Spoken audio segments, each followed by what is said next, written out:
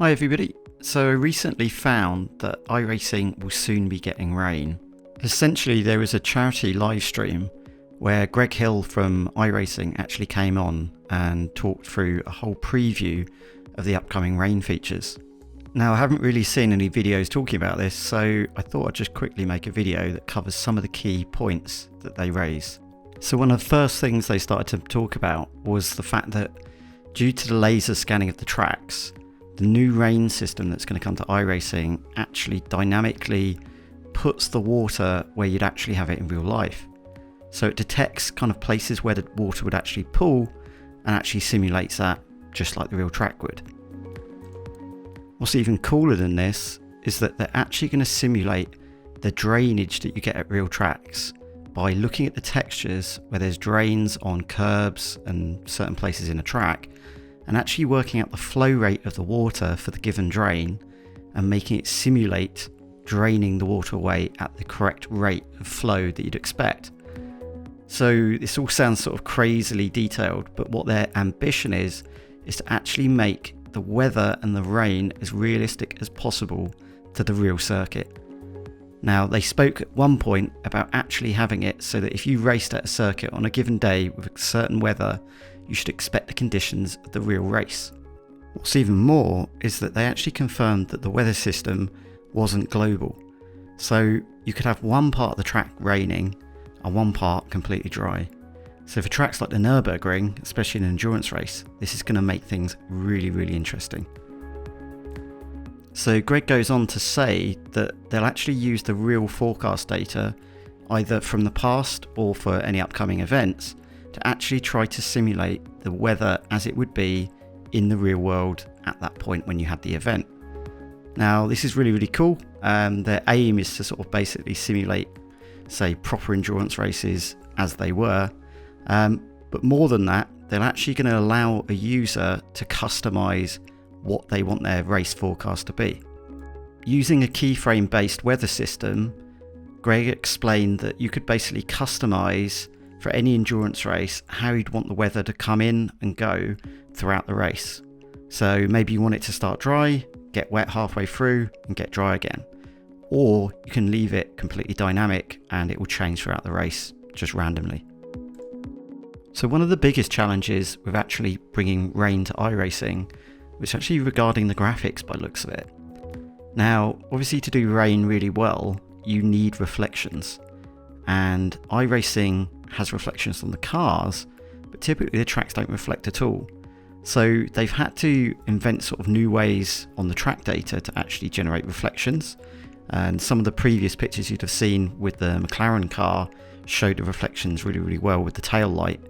But you can also see here, we've got a bit of track that has some reflections, but it's not actually reflecting what is in the background. And if you look here, again, we're seeing a reflection of something that's not quite right. So I think they're having to do quite a lot of work to actually get reflections and the rain looking as you'd expect, which possibly is quite a tricky thing considering the age of iRacing and the original engine. It's quite clear in some pictures too that there's still a lot of work to be done. So you can see here some sort of weird overlapping on the curb. I don't know if this is to do with the drainage, the dynamic weather pooling on the track data, or whether it's something to do with the reflection sort of engine. So a lot of work to be done, but it's all positive stuff and it's quite exciting to see this coming. So it's not just the track that they're having trouble with from a graphics point of view. The actual cars themselves, to simulate actually having rain on them properly, needed quite a lot of work. So anybody that's done kind of paints on cars in iRacing will know what the template looks like that you have to edit. Now this thing's rotated all over the place and the textures basically can be different levels of scale depending on where you're editing. And ultimately when they tried to put rain on that originally as a layer, you ended up with the rain rotated all over the place and actually all out of scale. So not only have they figured out a way of actually doing this rain layer as a separate sort of layer compared to the texture of the car and getting that to actually lay out correctly, but they also needed to do certain things to do with, once again, the lighting and reflections and everything else on the actual exterior of the car as well. Now, he mentioned something called tone mapping, and they basically said that this thing just generally will actually improve the way that all the lighting looks in the game. So I think this probably comes to the reflections again and just making things look more realistic. So with rain, obviously we need rain tyres. Now typically in iRacing most cars drive on slicks, that's not going to work on the rain. So they've confirmed that we will be getting rain tyres for the cars that are applicable to actually have this.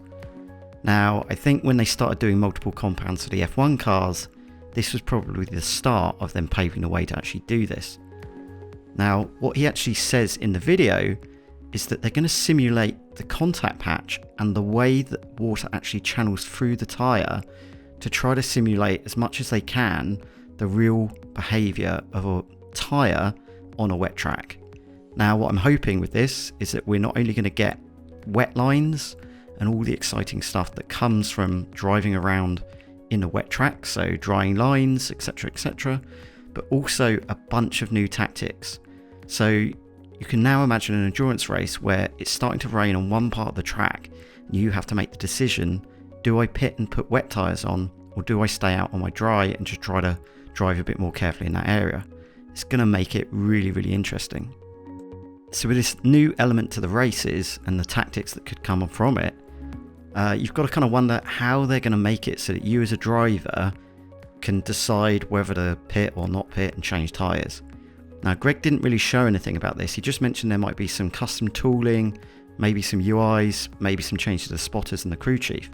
I don't know whether this will just be somebody on the team radio saying predicted rain in 30 minutes or anything like that, or whether we're going to have UI elements that show a kind of map or weather forecast and you can make decisions from that aspect. What's quite exciting is in multiplayer endurance races, it might actually make it worth somebody being your spotter. If they've got a UI that lets them look at kind of weather forecast or even spectate parts of the track to see how wet it is, that could be really valuable information as you drive around. Currently, you're kind of not really doing that much when you're a spotter online, so this could actually add a really interesting element to it. I'm still curious though what you get if you're just a solo driver on your own, because what I don't want to do is do half a lap and find it's absolutely wet on the other side of the track. I've got dry tyres on and I didn't realise I should have put wets on. So one to watch on this. So ultimately there isn't that much known right now. Give that video a watch that's in the description if you want to sort of see all the information that he actually gave. But all I can really say in conclusion is that this is just exciting stuff to hear. I don't know when it's going to come, whether it's going to be in 3 months, 6 months or longer, but knowing that this is on the horizon, it's going to completely change the way that this game gets played. So yeah, can't wait, bring it on. So if you're new here, like the video, subscribe, I'll be making more content soon. If you're one of the regulars from before, you might be wondering where I've been for the last year or so. I might do a video on that shortly that sort of actually goes into where I've been. Anyway, thanks for watching and I'll catch you all on the next one.